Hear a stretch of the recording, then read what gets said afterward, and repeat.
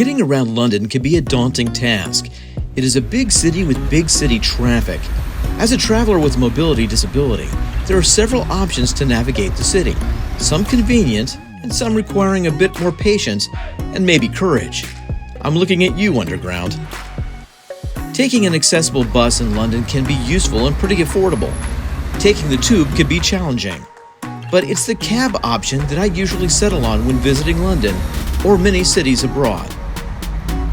These days you can have choices in long-established taxi services or premium ride companies like Uber, Bolt, Lyft, or Wheelie.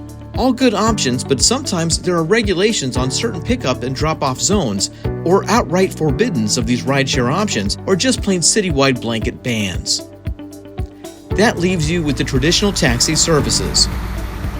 Many of the European cities have wheelchair-accessible taxi options with lifts or ramps, but the adapted cars in these fleets are somewhat sparse, leading to long pickup times. But wait, hold my tea, good sir. London has no such problem. Taxis here in the good old city mainly come with wheelchair options in the form of the Hackney Carriage TX series vehicles, as seen with the black cab service throughout the city. Seriously, these cabs are everywhere from Trafalgar Square to Whitechapel and all places in between. These TX series vehicles are somewhat modular and have folding rear seats to allow for a single wheelchair. Many newer LEVC versions have a pull-out ramp under the floorboard and wide side doors to allow for easy wheelchair access with minimal work for the driver to perform. Just watch your head when pushing in.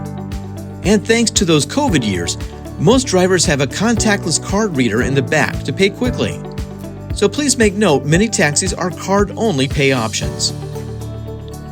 If you have a motorized chair, these cabs can be used, but it depends on your chair height and head clearance.